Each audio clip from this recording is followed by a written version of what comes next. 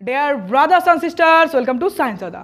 Class 12-এর third সেমিস্টারের কেমিস্ট্রির মোস্ট ইম্পর্টেন্ট কোশ্চেন দিয়ে বানানো ব্রহ্মাস্ত্র সিরিজ। দেখো তোমাদের কেমিস্ট্রিতে থার্ড সেমিস্টারে প্রত্যেকটা চ্যাপ্টারে যে প্রশ্নগুলো সবথেকে বেশি ইম্পর্টেন্ট, বোর্ড এক্সামে যে প্রশ্নগুলো সবথেকে বেশি করা হয় সেগুলোই কিন্তু বাছাই করে বানানো এই ব্রহ্মাস্ত্র সিরিজের কোশ্চেন। প্রত্যেকটা কোশ্চেনই দুর্ধর্ষ, লোমহর্ষ, আশা করি সবথেকে বেস্ট এক্সাম তুমি দিয়ে আসবে। চলো শুরু করছি কেমিস্ট্রির মোস্ট ইম্পর্টেন্ট ব্রহ্মাস্ত্র সিরিজের কোশ্চেন নিয়ে আলোচনা। ওয়েলকাম টু সায়েন্স দাদা। আজকের এই ভিডিওতে ক্লাস 12-এর সেমিস্টার 3 কেমিস্ট্রি ব্রহ্মাস্ত্র কোশ্চেন সিরিজ সম্পূর্ণ অ্যানালাইসিস করব। এখানকার প্রত্যেকটা প্রশ্নই তোমাদের এক্সামের জন্য মোস্ট ইম্পর্টেন্ট, সেজন্য প্রত্যেকটা প্রশ্নই ভালো করে বুঝবে।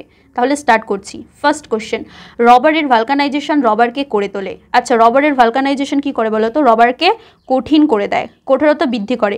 ভালকানাইজেশন প্রক্রিয়ায় সালফারের মতো উপাদান ব্যবহার করে কি করা হয়? রবারের যে অণুগুলি রয়েছে তাদের মধ্যে ক্রস লিঙ্ক তৈরি করা হয়, যার ফলে রবার কি হয়? নরম অবস্থা থেকে আরও শক্ত আর হয়ে যায়, শক্ত হয়ে যায়। স্থিতিস্থাপকতাও আর শক্তিও কিন্তু বেড়ে যায় এক্ষেত্রে। ওকে, তো ফার্স্ট যেটা অপশন রয়েছে নরম, তো একদমই হবে না, নরম তো ভুল, তাহলে নরমকে কেটে দাও, নরম ভুল হবে। ওকে, কঠিন অবশ্যই কঠিন হয়ে যাবে।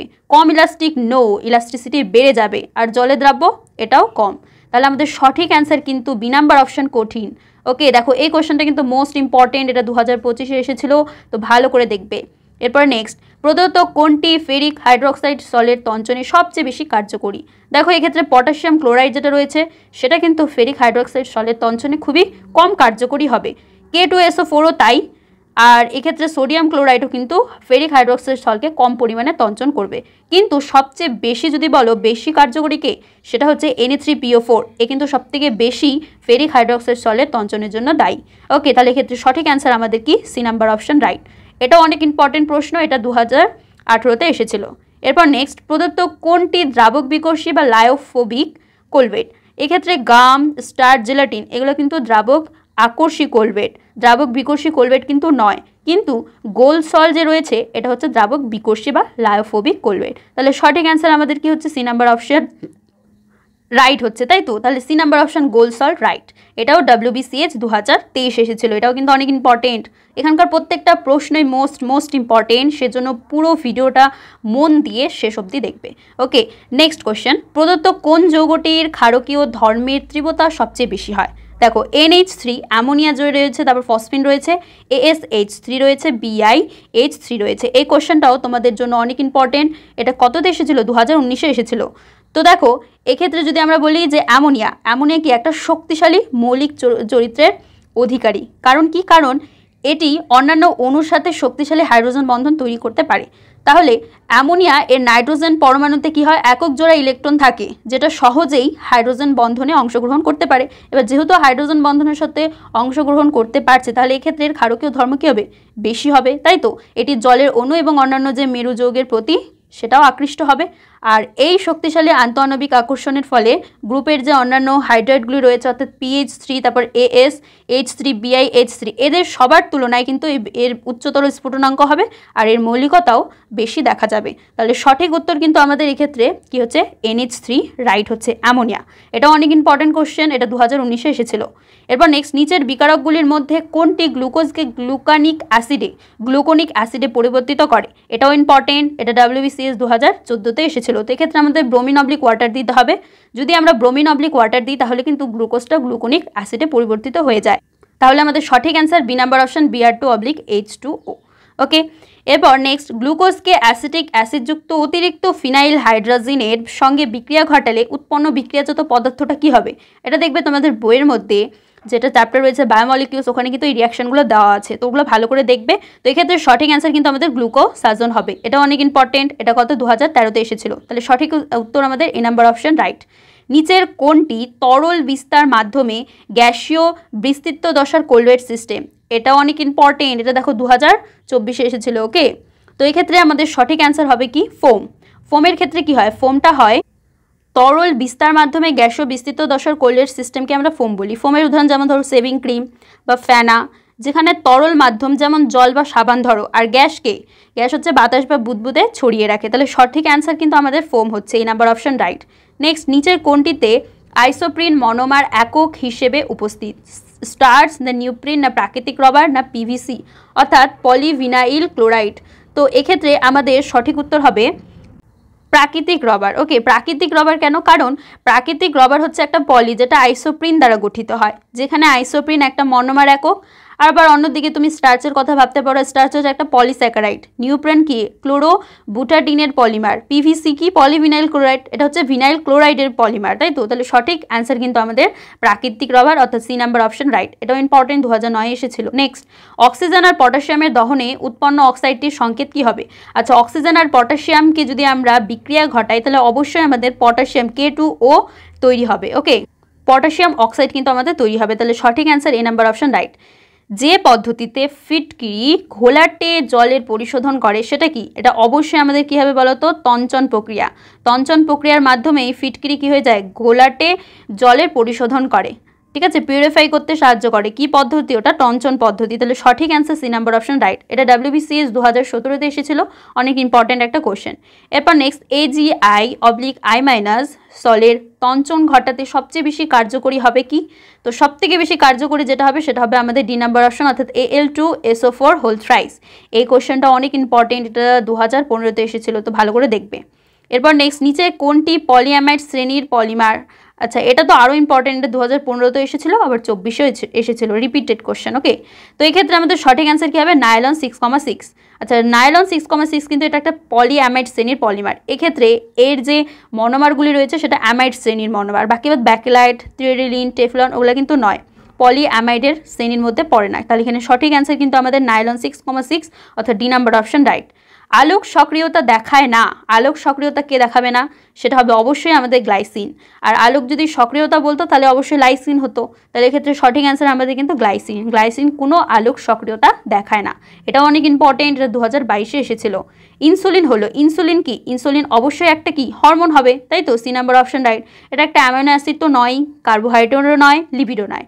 ইনসুলিন হচ্ছে একটা আমাদের হরমোন। এটা কি? এটা হচ্ছে আমাদের মানবদেহের যে অগ্নাশয় গ্রন্থি রয়েছে, তোমরা বায়োলজিতে পড়েছো, অগ্নাশয় গ্রন্থির থেকে আলফা আর বিটা নামে দুটায় অর্থাৎ ইনসুলিন গ্লুকাগন দুটো বেরোয়।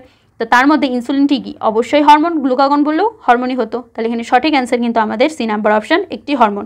এটাও অনেক ইম্পর্টেন্ট, দেখো 22-এও এসেছে, আবার 25-এও এসেছে। ওকে, এরপর নেক্সট, নিচের কোনটি একটি জৈব বিয়োজন সক্ষম, যেটাকে বলে বায়োডিগ্রেডেবল পলিমার? আচ্ছা, বায়োডিগ্রেডেবল পলিমার কি? যে সমস্ত পলিমারগুলো মাটির যদি সংস্পর্শে আসে তাহলে কি হবে? সহজেই বিয়োজিত হয়ে যায়, সেটাকে আমরা বলবো বায়োডিগ্রেডেবল, অর্থাৎ পরিবেশে এরা কোনো ক্ষতি করে না, তাই তো? আর আমরা যদি বলি নন বায়োডিগ্রেডেবল বা জৈব অবিয়োজন সক্ষম, তাহলে সেটা হবে মাটির সংস্পর্শে এসে, অর্থাৎ মাটির যে ব্যাকটেরিয়াগুলো রয়েছে সেই ওই প্রোডাক্টটা বা পদার্থটাকে ভাঙতে পারে না, অর্থাৎ সরল অণুতে আনতে পারে না, তাই তো? তাহলে এর ফলে আমাদের পরিবেশের ক্ষতি, সেটাকে আমরা বলি নন বায়োডিগ্রেডেবল।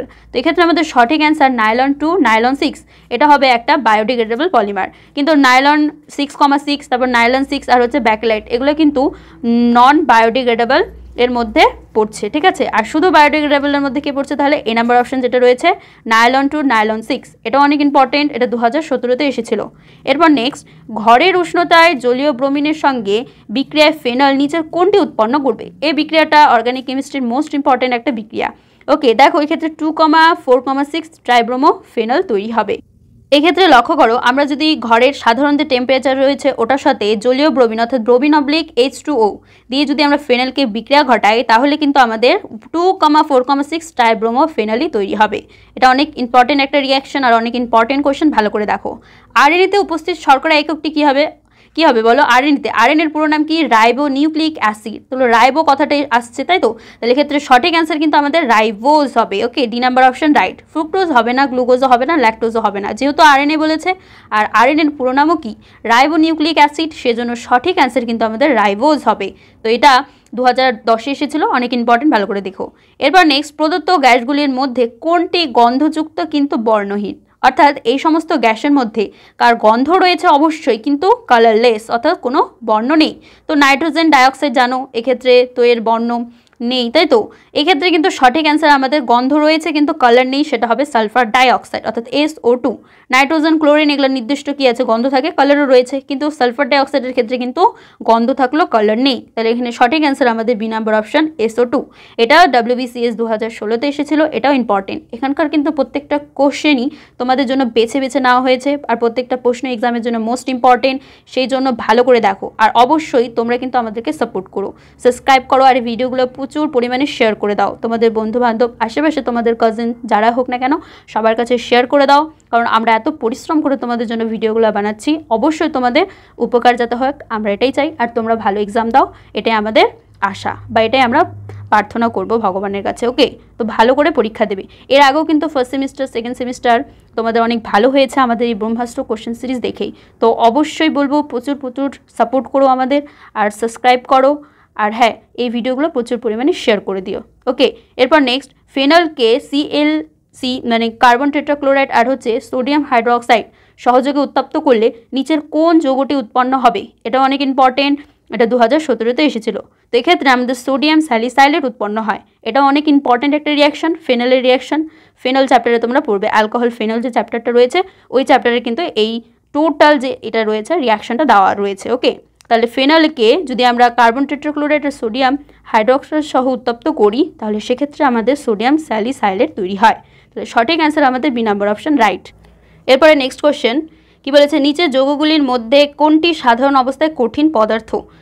তো সাধারণ অবস্থায় কঠিন পদার্থ কি? আয়োডোফর্ম। ওকে, দেখবে আমাদের যে আয়োডিন রয়েছে অন্যান্য মৌলগুলির থেকে, অর্থাৎ ফ্লোরিন, ক্লোরিন, ব্রোমিন, আয়োডিন কি সব থেকে নিচে রয়েছে হ্যালোজেন পরমাণুর ঘরে, তো এইগুলোকে আমরা হ্যালোজেন মৌল বলি। তো এই ক্ষেত্রে আয়োডিনের যে আকারটা কিন্তু অনেক বড় হয়, ঠিক আছে, তাহলে সহজে কিন্তু একে ভাঙাও যায়। তো এই ক্ষেত্রে বলছে সাধারণ অবস্থায় কঠিন পদার্থ, আবার এই সাধারণ অবস্থায় কী হয় বলো তো, কঠিন হিসেবে থাকে।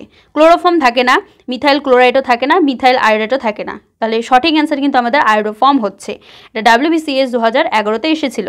এরপর নেক্সট, প্রদত্ত কোনটি ফ্রেয়নের উদাহরণ? তো এটাও অনেক ইম্পর্টেন্ট, এটা 2016-তে এসেছিল। সঠিক উত্তর হবে CCl2F2, এটা হচ্ছে আমাদের ফ্রেয়নের উদাহরণ। এবার প্রদত্ত কোন যৌগটি SN2 বিক্রিয়ার সক্রিয়তা সবচেয়ে বেশি? আচ্ছা, আমরা জানি SN2 বিক্রিয়া কার ক্ষেত্রে হবে? যার ক্ষেত্রে 1 ডিগ্রি কার্বোক্যাটন থাকবে, সেই যৌগটাই হচ্ছে সবচেয়ে বেশি সক্রিয়তা দেখাবে। আর SN1 বিক্রিয়া কি, যেটা 3 ডিগ্রির ক্ষেত্রে SN1 বিক্রিয়া কিন্তু সর্বাধিক হয়। তাহলে SN2 এক্ষেত্রে যে 4টা অপশন রয়েছে, তুমি যদি প্রথম অপশনটা দেখো CH3Cl, এটা কিন্তু 1 ডিগ্রি কার্বোক্যাটন, তাই তো? তাহলে সঠিক অ্যান্সার কিন্তু আমাদের এ নাম্বার অপশনটাই রাইট হয়ে যাচ্ছে।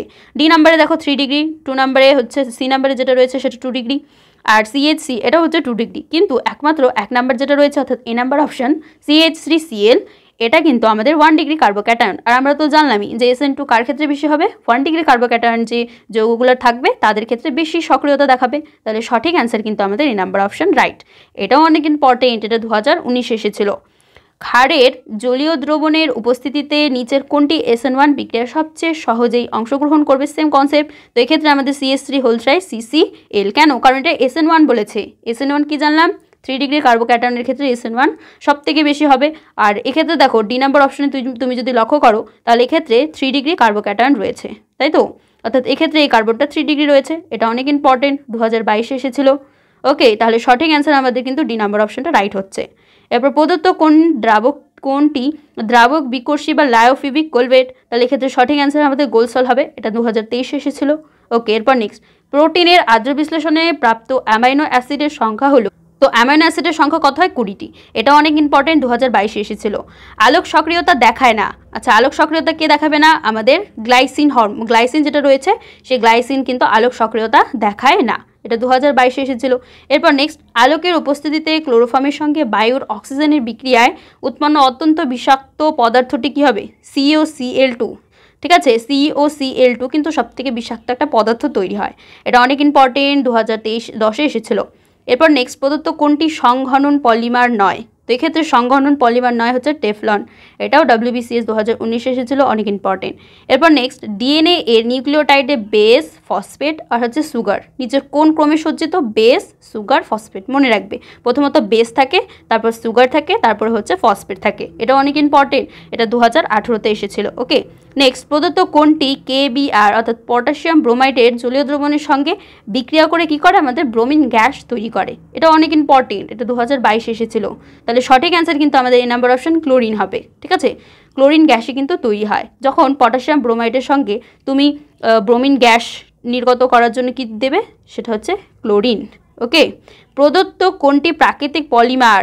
আচ্ছা, প্রাকৃতিক পলিমার মানে কি? যেটা আমরা প্রকৃতির থেকে পাই, তাই তো? তাহলে এটা ভালো করে দেখো, প্রাকৃতিক পলিমার মানে তো এই ক্ষেত্রে আমাদের সেলুলোজটাই কিন্তু আমাদের অ্যান্সার হচ্ছে। পিভিসি কি, নাইলন 6,6, পলিথিন, এই তিনটা যেটা রয়েছে এই তিনটা আমাদের কৃত্রিম পলিমার। কেন? কারণ এটা আমরা আর্টিফিশিয়ালি তৈরি করি, তাই তো, রসায়ন কার্ড আমরা তৈরি করি। তাহলে এক্ষেত্রে সঠিক অ্যান্সার কিন্তু সেলুলোজ, কারণ সেলুলোজটা আমরা প্রাকৃতিক বা প্রকৃতির থেকে পাই, সেজন্য এটাকে আমরা প্রাকৃতিক পলিমার বলতে পারি। এটা WBCS 2008 এসেছিল। তাহলে সঠিক answer B number option cellulose, right. এবার নেক্সট, প্রদত্ত কোনটি KBr যৌগ থেকে ব্রোমিন নির্গত করার ক্ষমতা আছে? এটা হচ্ছে ফ্লোরিনের হবে, তাই তো। ফ্লোরিনটা কি একমাত্র KBr যৌগ থেকে ব্রোমিনকে নির্গত করতে পারবে। কেন? কারণ ফ্লোরিনের ক্ষেত্রে তড়িৎ ঋণাত্মকতা বেশি হয়, জানো। হ্যাঁ, তাহলে সঠিক অ্যান্সার কিন্তু ডি নাম্বার অপশন F2 হবে, ফ্লোরিন। নিম্নলিখিত কলোইডীয় সিস্টেমগুলির মধ্যে কোনটি কুয়াশাকে সঠিকভাবে প্রকাশ করে? তো সঠিকভাবে প্রকাশ করে গ্যাসে তরলের বিস্তারণ, তাই তো, গ্যাসে তরলের বিস্তারণ মানেই কুয়াশা। তাহলে সঠিক অ্যান্সার হচ্ছে এক্ষেত্রে আমাদের ডি নাম্বার অপশন, রাইট। এটা WBCS 2016-তে এসেছিল। নেক্সট, ফর্মালডিহাইড অ্যামোনিয়ার সঙ্গে বিক্রিয়া করে যে যৌগ উৎপন্ন করে সেটা কি? ফর্মালডিহাইড যখন অ্যামোনিয়ার সাথে বিক্রিয়া করবে তখন হেক্সামিথিলিন টেট্রামিন তৈরি হবে। এটাও অনেক ইম্পর্টেন্ট একটা রিয়াকশন। ওকে, ফর্মালডিহাইডের সাথে যখন আমরা অ্যামোনিয়ার বিক্রিয়া ঘটাবো তখন হেক্সামিথিলিন টেট্রামিন তৈরি হবে। এটা 2022 এসেছিল। এরপর নেক্সট, ডিএনএতে কোন সুগার এককটি বর্তমান থাকে? তাহলে অবশ্যই ডিএনএ কথাটির পুরো অর্থ কী বা পুরো নাম? ডিঅক্সিরাইবোনিউক্লিক অ্যাসিড, তাই তো। তো এক্ষেত্রে আমাদের 2-ডিঅক্সিরাইবোজ শর্করাটাই থাকবে, অবশ্যই রাইবোজও থাকবে না, গ্লুকোজও থাকবে না, ফ্রুক্টোজও থাকবে না, তাই তো। তাহলে সঠিক অ্যান্সার আমাদের পি নাম্বার অপশন 2-ডিঅক্সিরাইবোজ হবে। তাহলে এটাও 2013-তে এসেছিল, ইম্পর্টেন্টই, ভালো করে দেখবে। এরপর নেক্সট, HBr অর্থাৎ হাইড্রোজেন ব্রোমাইডের জলীয় দ্রবণ থেকে যখন আমরা ব্রোমিন নির্গত করার জন্য নিচের কোনটি ব্যবহার করব? ক্লোরিন না হচ্ছে নাইট্রোজেন না কার্বন ডাইঅক্সাইড না আয়োডিন? তো এক্ষেত্রে আমরা ক্লোরিন গ্যাসকে ব্যবহার করব। এটা দেখো WBCS 2018-তে এসেছিল, এটা অনেক ইম্পর্টেন্ট, ভালো করে দেখবে। নিচের কোনটি বা কোনগুলি জীব বিশ্লেষ্য পলিমার, যেটাকে বলে বায়োডিগ্রেডেবল পলিমার? তো বায়োডিগ্রেডেবলের মধ্যে কি আমরা PHBV আর হচ্ছে নাইলন 2, নাইলন 6, এই দুটো পলিমারই কিন্তু আমাদের বায়োডিগ্রেডেবল। আর নাইলন 6,6 কিন্তু বায়োডিগ্রেডেবল নয়, এটা নন বায়োডিগ্রেডেবল পলিমার। তাহলে সঠিক অ্যান্সার আমাদের ডি নাম্বার অপশন হবে A আর B উভয়ই। এটা অনেক ইম্পর্টেন্ট, দেখো এটা 2023 এসেছিল। এরপর নেক্সট, কোন হ্যালোজেন হাইড্রোক্সাইডটি কাচের পাত্রে রাখা যায় না? কাচের পাত্রে রাখা যাবে না। দেখো HF, হাইড্রোজেন ফ্লোরাইড না হাইড্রোজেন ক্লোরাইড না হাইড্রোজেন ব্রোমাইড না হাইড্রোজেন আয়োডাইড? আচ্ছা, প্রথমত বলো তো, ফ্লোরিন, ক্লোরিন, ব্রোমিন, আয়োডিন, এর মধ্যে সব থেকে বেশি তড়িৎ ঋণাত্মকতা কার? আমরা জানি ফ্লোরিনের সব থেকে বেশি তড়িৎ ঋণাত্মকতা হয়, তাই তো। ফ্লোরিনের কি হয়? তড়িৎ ঋণাত্মকতা সব থেকে বেশি। এবার ক্লোরিন, ব্রোমিন, আয়োডিন তার থেকে কম। তাহলে এবার কাজ বলতে কি? Silica, SiO2। এবার সিলিকার সাথে যখনই আমরা ফ্লোরিনকে মেশাবো তাহলে এটা কিন্তু অনেক হারে রিয়াকশন করবে, তাই তো। ফ্লোরিন হচ্ছে তার স্ট্যাবিলিটি করার জন্য বা স্ট্যাবল হওয়ার জন্য সে এরকম রিয়াকশন করতেই থাকবেও। তাহলে এক্ষেত্রে সঠিক অ্যান্সার কিন্তু আমাদের HF হবে। কাচের পাত্রে যদি আমরা সরাসরি রাখি তাহলে সেটা কিন্তু বিক্রিয়া করে কাজটাকে নষ্ট করে দেবে। তাহলে ফ্লোরিন, হ্যালোজেন হাইড্রোক্সাইডটিকে আমরা কাচের পাত্রে সরাসরি রাখতে পারবো না। তাহলে সঠিক অ্যান্সার আমাদের এই নাম্বার অপশন, রাইট। এরপর নেক্সট, প্রদত্ত কোনটি লায়োফিলিক বা দ্রাবক আকর্ষী কোলগেট? আচ্ছা, দ্রাবক আকর্ষী কোলগেটের ক্ষেত্রে কী হবে বলো তো? গাম হবে। দুধ, রক্ত, গোলসল তো একটু আগেই জানলাম, সেটা হচ্ছে কি হয় আমাদের? দ্রাবক বিকর্ষী কোলগেট হয়, লায়োফোবিক, তাই তো। আর লায়োফিলিক যদি বলে বা দ্রাবক আকর্ষী কী হবে? সেটা হবে হচ্ছে গাম। তো গাম আমাদের এক্ষেত্রে সঠিক অ্যান্সার। এটা WBCS 2019-এ এসেছিল। এরপর নেক্সট, নিচের কোন যৌগটি আয়োডোফর্ম পরীক্ষা দ্বারা শনাক্ত করা যায় না? তো আয়োডোফর্ম পরীক্ষা দ্বারা আমরা শনাক্ত করতে পারবো না এক্ষেত্রে CH3, CH2OH কে। তো সঠিক অ্যান্সার আমাদের সি নাম্বার অপশন, রাইট। এটা দেখো WBCS 2019-এ এসেছিল। এরপর নেক্সট, নিচের কোনটি একটি জৈব বিয়োজন সক্ষম বায়োডিগ্রেডেবল পলিমার? 2017-তে এসেছিল, নাইলন 2, নাইলন 6 হবে অ্যান্সার। প্রদত্ত অ্যাসিডগুলির মধ্যে কোনটির আম্লিকতা সর্বাধিক হয়? এটা দেখো 2025-এ এসেছিল। তো এক্ষেত্রে আমাদের HClO4 এর ক্ষেত্রে আম্লিকতা কিন্তু সর্বাধিক হয়। তাহলে সি নাম্বার অপশন আমাদের রাইট। NiCO4 এই নিকেলের ইলেকট্রন বিন্যাস আর জারণ স্তর কী হবে? তো এক্ষেত্রে নিকেলের জারণ বিস্তার যদি বলি আমরা ইলেকট্রন বিন্যাস, সেটা হবে আর্গন 3d10। আর এক্ষেত্রে যেটা বলেছে জারণ স্তর কী হবে বলো তো? 0 হবে। ওকে, মনে থাকবে। তাহলে সি নাম্বার অপশন কিন্তু আমাদের রাইট হচ্ছে। WBCS 2025-এ এসেছিলো, অনেক ইম্পর্টেন্ট, ভালো করে দেখবে। নিচের কোন ক্ষারকটি আরএনএতে থাকে না? এটা তোমরা সবাই জানো, এটা কি হবে? থাইমিন। থাইমিন কিন্তু আরএনএতে থাকে না। ইউরাসিল থাকে, গুয়ানিন থাকে, সাইটোসিন থাকে। আবার যদি বলা হয় ডিএনএতে কোনটি থাকে না, তাহলে ইউরাসিল কিন্তু আমাদের ডিএনএতে থাকবে না। ওকে, তাহলে এক্ষেত্রে সঠিক অ্যান্সার আমাদের থাইমিন হবে। এটা অনেক ইম্পর্টেন্ট, 2025 এসেছিল। নেক্সট, নিচের কোন নাইট্রোজেন ঘটিত ক্ষারকটি ডিএনএতে উপস্থিত কিন্তু আরএনএতে নেই? তাহলে কি হবে বলো? এটা একটু আগে দেখলাম, এটা হবে থাইমিন। ওকে, থাইমিনটা কিসে অবস্থিত? আরএনএতে নেই কিন্তু ডিএনএতে আছে। তাহলে আরএনএতে কি থাকবে? থাইমিনের পরিবর্তে ইউরাসিল থাকবে। মনে থাকবে তো? তাহলে আরএনএতে ইউরাসিল থাকবে, আর ডিএনএতে কি থাকবে? হচ্ছে আমাদের ডিএনএতে কি থাকবে? থাইমিন থাকবে। এটা অনেক মোস্ট ইম্পর্টেন্ট একটা কনসেপ্ট, তো ভালো করে মনে রেখো। ওকে, তাহলে ডিএনএতে কি থাকবে? থাইমিন। আর থাইমিনের পরিবর্তে আরএনএর কথা যদি বলে অল্টারনেট ভার্সন, তাহলে ইউরাসিল থাকবে আরএনএর ক্ষেত্রে। এটা দেখো 2019 এসেছিল, 13তে এসেছিল। ইম্পর্টেন্টই একটা কোশ্চেন। প্রদত্ত কোন ক্ষারকটি ডিএনএতে থাকে না? দেখছো আবার দিয়েছে। তাহলে এটা কি হবে? ডিএনএতে থাকবে না ইউরাসিল, থাইমিনও থাকবে, গুয়ানিনও থাকবে, সাইটোসিনও থাকবে, তাই না? তাহলে সঠিক অ্যান্সার আমাদের কিন্তু এ নাম্বার অপশন রাইট, ইউরাসিল। ওকে, এটা WBCS 2016তে এসেছিল। নিচের কোন যৌগটি পেপটাইড বন্ধন উপস্থিত? পেপটাইড বন্ধন উপস্থিত হচ্ছে আমাদের H2N CH2CO NH CH CH3 COOH, অর্থাৎ ডি নাম্বার যে যৌগটা রয়েছে সেই ডি নাম্বার যৌগে কিন্তু আমাদের পেপটাইড বন্ধন রয়েছে। এটাও 2015তে এসেছিল। ইম্পর্টেন্ট একটা প্রশ্ন, ভালো করে দেখো। প্রদত্ত কোনটি একটি প্রাকৃতিক পলিমার? আচ্ছা, প্রাকৃতিক পলিমার বলতে কি? যেটা তুমি প্রকৃতির থেকে পাও। তো দেখো, পলিইথিলিন কি তুমি প্রকৃতি থেকে পাও? নো, এটা হচ্ছে কৃত্রিম পলিমার, তাই না? নাইলনও কৃত্রিম পলিমার, টেরিলিনও কৃত্রিম পলিমার। আচ্ছা, কিন্তু প্রোটিনটা কি? প্রোটিনটা হচ্ছে আমাদের প্রাকৃতিক পলিমার। অবশ্যই প্রোটিন আমরা কোথা থেকে পাই? প্রাকৃতিক থেকে পাই, তাই না? তাহলে এটা হবে প্রাকৃতিক পলিমার। তো প্রোটিন না গেলে যদি সেলুলোজ থাকতো, সেলুলোজও প্রাকৃতিক পলিমার বলতে।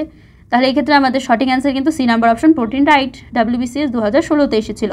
প্রদত্ত কোনটি ফেরিক হাইড্রোক্সাইড সলের তঞ্চনে সবচেয়ে বেশি কার্যকরী? ফেরিক হাইড্রোক্সাইড সলের তঞ্চনের জন্য পটাশিয়াম ক্লোরাইড কম কার্যকরী, K2SO4ও কম কার্যকরী, সোডিয়াম ক্লোরাইডও কম কার্যকরী, কিন্তু NH3PO4 কিন্তু অনেক বেশি বা সবচেয়ে বেশি কার্যকরী বলতে পারো। তাহলে সঠিক অ্যান্সার আমাদের সি নাম্বার অপশন রাইট। এটা WBCS 2018তে এসেছিল। প্রাকৃতিক রবার কি? প্রাকৃতিক রবার হচ্ছে একটা আইসোপ্রিন। তাহলে প্রাকৃতিক রবার কি? আইসোপ্রিন হয়। তাহলে এই নাম্বার অপশন রাইট। এটা WBCS 2008-তে এসেছিল। নিউক্লিক অ্যাসিড শৃঙ্খলে ক্ষারক, ফসফেট, সুগার কোন ক্রমে থাকে? প্রথমত ক্ষারক থাকবে, তারপরে সুগার থাকবে, তারপরে ফসফেট থাকবে। এটা দেখে নিও, ঠিক আছে? তাহলে প্রথমত কি থাকবে? ক্ষারক, তারপরে সুগার, তারপরে ফসফেট। এটা WBCS 2024 এসেছিল। অনেক ইম্পর্টেন্টই একটা প্রশ্ন। ওকে, ভালো করে দেখবে। আরএনএতে উপস্থিত শর্করা এককটি কি হবে?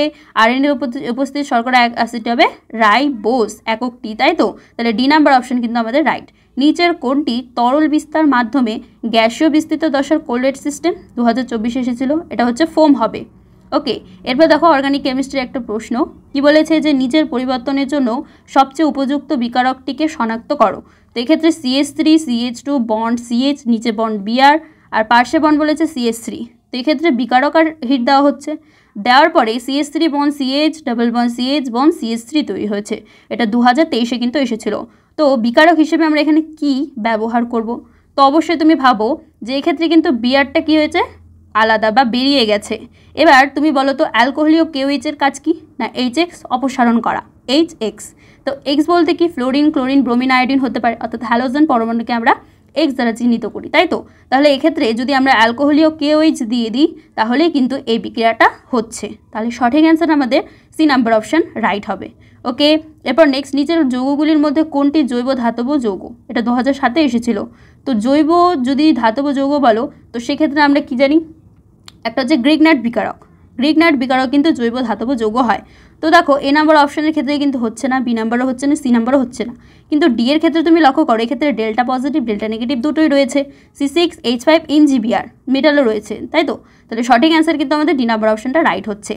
এরপরে 56 নাম্বার, নিচের কোন যৌগটি DDT? ওকে, DDTর গঠন সংকেত অর্থাৎ P, P dash dichloro diphenyl trichloro ethane, তাই তো? তো এই ক্ষেত্রে ডি নাম্বার অপশনটা তুমি ভালো করে দেখো। তো এটাই কিন্তু আমাদের DDT যেটা রয়েছে, অর্থাৎ P, P dash dichloro diphenyl trichloro ইথেনের গঠন সংকেত। সঠিক অ্যান্সার ডি। এটা 2025 এসেছিল। অনেক ইম্পর্টেন্ট, ভালো করে দেখো। এরপর নেক্সট প্রশ্ন, নিম্নলিখিত কোনটির সঙ্গে Br2/H2 এর বিক্রিয়া 2,4,6 ট্রাইব্রোমোফেনল গঠন হবে? তো এটা 2023 এসেছিল। তো এক্ষেত্রে আমরা যদি বেঞ্জিন রিং OHCH3 নিই তাহলে কিন্তু এই বিক্রিয়াটা সম্ভব হবে, তাই তো? তাহলে এখানে সঠিক অ্যান্সার কিন্তু আমাদের ডি নাম্বার অপশনটা রাইট হচ্ছে। ওকে, এরপরে নেক্সট CH3Cl CH3I। আগের প্রশ্নটার ক্ষেত্রে বলেছিল ব্রোমোফেনল উৎপন্ন হয় না, আচ্ছা না কথাটা বলেছে, তো না কথাটার ক্ষেত্রে দেখো ডি নাম্বার অপশনের ক্ষেত্রে কিন্তু হবে না, কারণ এক্ষেত্রে বেঞ্জিনিং OH CH3 রয়েছে, অর্থাৎ ফেনেল গ্রুপও রয়েছে, CH3 গ্রুপও রয়েছে। তো এক্ষেত্রে আমাদের কিন্তু 2,4,6 ডাইব্রোমোফেনল কিন্তু তৈরি হচ্ছে না, তাহলে ডি নাম্বার অপশনটা এবার সঠিক, রাইট।